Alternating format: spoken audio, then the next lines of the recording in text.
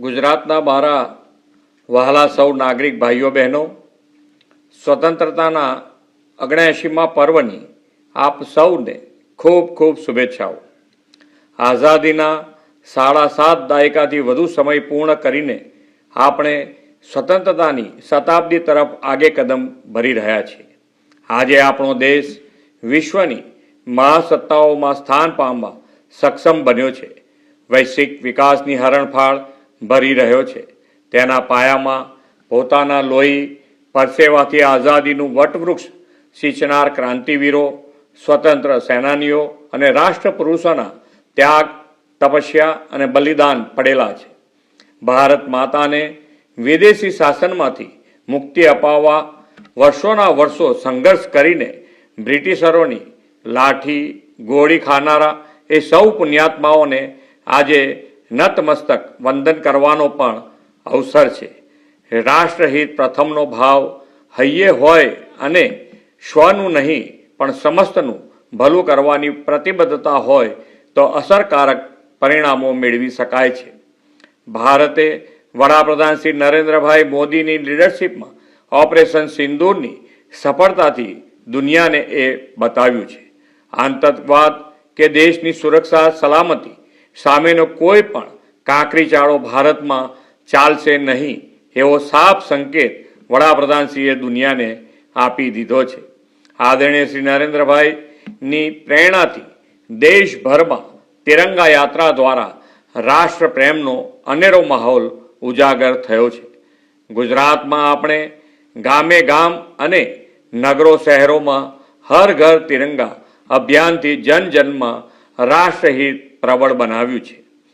આ વર્ષનું સ્વતંત્રતા પર્વ આપણા માટે વિશેષ મહત્વનું પર્વ છે।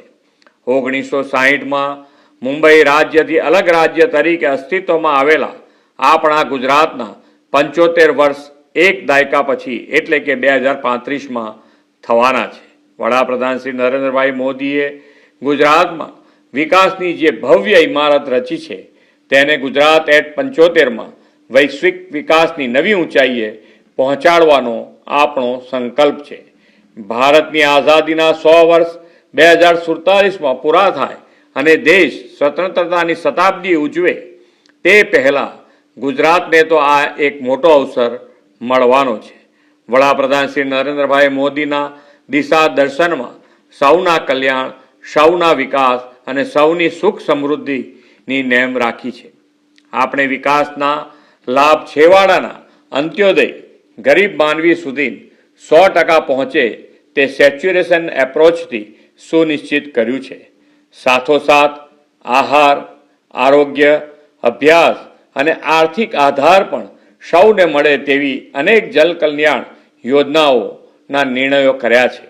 એટલું જ નહીં, રાજ્યની ઉજ્જવળ આવતીકાલ માટે દીકરીઓના અને વિજ્ઞાન પ્રવાહના શિક્ષણને પ્રોત્સાહન આપવા નમો લક્ષ્મી અને નમો સરસ્વતી વિજ્ઞાન સાધના યોજના શરૂ કરી છે। સ્વાસ્થ્ય અને સક્ષમ ભવિષ્યના નિર્માણ માટે આંગણવાડીઓના લઈને પ્રાથમિક શાળાના ભૂલકાઓને મુખ્યમંત્રી પૌષ્ટિક આહાર યોજનાથી પોષક આહાર પૂરો પાડીએ છીએ। કૃષિ અને ગ્રામીણ અર્થતંત્રથી લઈને વેપાર ઉદ્યોગ ક્ષેત્રે અને સેવા ક્ષેત્ર દરેક ક્ષેત્રમાં સૌને ઉડીને આંખે વળગે તેવો વિકાસ ગુજરાતે કર્યો છે। આદરણીય વડાપ્રધાનશ્રીએ આપેલા રિફોર્મ, પરફોર્મ અને ટ્રાન્સફોર્મ ગુજરાતમાં ભલીભ્રાંતિ ચરિતાર્થ કર્યું છે। પોલિસી ડ્રીવન સ્ટેટ અને પ્રોએક્ટિવ ગવર્નન્સથી ગુજરાતની ઇમેજને સમય અનુરૂપ પોલિસી રિફોર્મ્સ તથા સમય અનુકૂળ પોલિસી ફ્રેમવર્કથી વધુ ઉજળી બનાવી છે। વિકસિત ભારત 2047ના વડાપ્રધાનશ્રીના સંકલ્પને સાકાર કરવા આપણે વિકસિત ગુજરાત 2047નો રોડ મેપ તૈયાર કર્યો છે। આ માટે શાસન વ્યવસ્થાને પણ સજ્જ કરવા ગુજરાત એડમિનિસ્ટ્રેટિવ રિફોર્મ કમિશન અને વિકસિત ગુજરાતના આ રોડ મેપના અમલના મોનિટરિંગ માટે ગુજરાત રાજ્ય ઇન્સ્ટિટ્યુશન ફોર ટ્રાન્સફોર્મેશન ગ્રીટની રચના કરી છે। આ બધા જ આયામો ખેડૂત, ગરીબ, વંચિત, છેવાડાના અને સામાન્યમાં સામાન્ય માનવી, યુવા, નારી શક્તિને અર્નિંગ વેલ, લિવિંગ વેલથી સર્વગ્રાહી વિકાસ માટે આદર્યા છે. આપણો તો શાસન મંત્ર જ સૌનો સાથ, સૌનો વિકાસ, સૌનો વિશ્વાસ અને સૌના પ્રયાસનો છે. સૌને માથે પાકી આવાસ છત માટે વડાપ્રધાનશ્રીએ પ્રધાનમંત્રી આવાસ યોજના આપી છે. ગુજરાતમાં શહેરી વિસ્તારમાં 9 લાખ અને ગ્રામીણ ક્ષેત્રમાં 2,20,000 જેટલા આવાસો PMAYમાં બનાવીને જરૂરિયાતમંદ લોકોને પાકા આવાસ આપ્યા છે. 76 લાખ અંત્યોદય પરિવારના કુલ 3,26,00,000 લોકોને પ્રધાનમંત્રી ગરીબ કલ્યાણ અન્ન યોજનાનો લાભ આપીએ છીએ. આદરણીય વડાપ્રધાનશ્રીએ દેશના દરેક નાગરિકના આરોગ્ય સુખાકારીની ચિંતા કરી છે. યોગ અને પ્રાકૃતિક ખેતીને પ્રાધાન્ય આપીને કોઈને બીમારી ન જ આવે તેવી તેમનો ધ્યેય છે.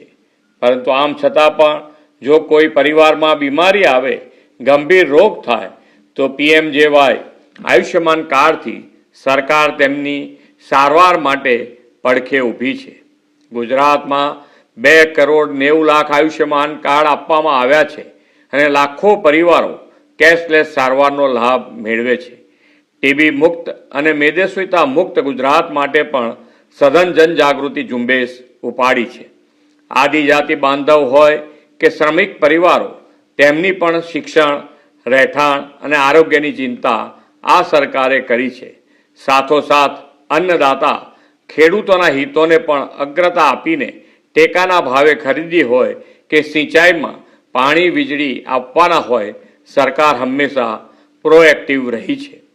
ખેડૂતોને સિંચાઈનું પાણી આપવા સાથે સમગ્ર રાજ્યમાં લોકોને પીવાનું પૂરતું પાણી મળી રહે તેવું સુદૃઢ જળ વિસ્તરણ વ્યવસ્થાપન વિકસાવ્યું છે.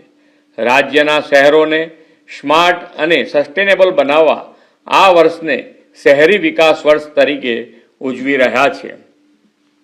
આવનાર સમયમાં રાજ્યના શહેરો રાષ્ટ્રીય અને આંતરરાષ્ટ્રીય ગેમ્સની યજમાની કરવાના છે. આ તૈયારીના ભાગરૂપે આપણા મહાનગરોમાં ઉચ્ચ કક્ષાનું સ્પોર્ટ્સ ઇન્ફ્રાસ્ટ્રક્ચર વિકસાવી રહ્યા છે. ગુજરાતે વેપાર ઉદ્યોગ ક્ષેત્રે વિશ્વ નકશે ચમકાવવા આદરણીય વડાપ્રધાનશ્રીએ વાઇબ્રન્ટ સમિટની પરંપરા શરૂ કરાવી છે. હવે આપણા નગરો, ગામો પણ ઔદ્યોગિક વિકાસના ભાગીદાર બને તે માટે રિજિયોનલ વાઇબ્રન્ટ સમિટની એક નવી પહેલ આવનાર મહિનાઓમાં શરૂ કરવાના છે. આ સમિટને પગલે ગુજરાત ફ્યુચરિસ્ટિક ઇન્ડસ્ટ્રીયલ ડેવલપમેન્ટ માટે દેશને નવો રાહ ચીંધશે એવો મને વિશ્વાસ છે. ઉભરતા ક્ષેત્ર એવા સેમિકન્ડક્ટર સેક્ટરમાં ગુજરાત હબ બનવા જઈ રહ્યું છે. આવનાર દિવસોમાં દેશની પહેલી સેમિકન્ડક્ટર ચિપનું ઉત્પાદન ગુજરાતમાં થવાનું છે. ફ્યુચર રેડી અને આવનાર ભવિષ્યને અનુરૂપ ઉદ્યોગ માટે ગુજરાત ગ્લોબલ ડેસ્ટિનેશન બન્યું છે. આવા ઉદ્યોગોને પરિણામે ગુજરાતના યુવાનો માટે રોજગારીના અવસરો ખુલ્યા છે. ઔદ્યોગિક એકમોને અનુરૂપ સ્ટાર્ટઅપ યુવાનોના ઇનોવેશનને નવી દિશા મળી છે. યુવા શક્તિના કૌશલ્યથી સ્ટાર્ટઅપ રેન્કિંગમાં 4 વર્ષથી ગુજરાત સતત બેસ્ટ પરફોર્મન્સ સ્ટેટ બનતું આવ્યું છે. વડાપ્રધાનશ્રીએ વિકસિત, આત્મનિર્ભર, ઉન્નત ભારત એટ 2047નું વિઝન આપ્યું છે. આ વિઝનને હાંસલ કરવા ગુજરાતે પણ વિકસિત ગુજરાતથી વિકસિત ભારતની નેમ રાખી છે.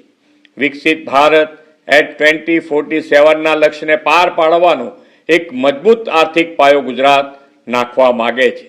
આ મજબૂત પાયો નાખવામાં ગ્રીન ગ્રોથ, રિન્યુએબલ એનર્જીનું મહત્વનું યોગદાન રહેવાનું છે. ગુજરાત રિન્યુએબલ એનર્જી ક્ષેત્રે અગ્રેસર રાજ્ય છે. કચ્છમાં વિશ્વના સૌથી મોટા 37 ગીગાવોટના સોલર વિન્ડ હાઇબ્રિડ એનર્જી પાર્કનું નિર્માણ ઝડપથી પૂર્ણ કરવા આગળ વધી રહ્યા છીએ. PM સૂર્યઘર મફત વીજળી યોજનાના અમલીકરણમાં દેશભરમાં ગુજરાત અગ્રેસર છે. વડાપ્રધાન શ્રી મોદી સાહેબે વિકાસ સાથે પર્યાવરણ સંતુલનને પણ અગ્રતા આપવાની પ્રેરણા આપી છે. આપણી રોજિંદી જીવનશૈલીને પર્યાવરણ અનુકૂળ બનાવવા મિશન લાઈફનો વિચાર તેમણે આપ્યો છે. ધરતી માતાને હરિયાળી બનાવવા અને ક્લાઇમેટ ચેન્જના પડકાર સામે રક્ષણ મેળવવા એક પેડ માં કે નામ. વરસાદી પાણીને જમીનમાં ઉતારી ભૂગર્ભ જળ સંચય માટે કેચ ધ રેન અને અમૃત સરોવર નિર્માણ, માનવ જીવન અને જમીન બેયના સ્વાસ્થ્ય માટે પ્રાકૃતિક ખેતી, આત્મનિર્ભરતા સાથે સ્વદેશી ઉત્પાદનોને પ્રોત્સાહન અને તેના વ્યાપક ઉપયોગ માટે વોકલ ફોર લોકલ, સ્વચ્છતા સાથે રાષ્ટ્રપ્રેમ ઉજાગર કરતું હર ઘર તિરંગા હર ઘર સ્વચ્છતા અભિયાન, આવા રાષ્ટ્રહિત સંકલ્પોથી વિકસિત ભારત 2047ના નિર્માણની વડાપ્રધાનશ્રીએ હાકલ કરી છે. 79માં સ્વાતંત્ર્ય પર્વ આપણે સંકલ્પ લઈએ કે વિકસિત ભારત 2047 માટે વિકસિત ગુજરાતના નિર્માણમાં તન મન અને ધનથી સમર્પિત રહીશું. ફરી એકવાર આપ સૌને સ્વતંત્રતા દિવસની ખૂબ ખૂબ શુભેચ્છાઓ. ભારત માતા કી જય. વંદે માતરમ. જય જય ગરવી ગુજરાત.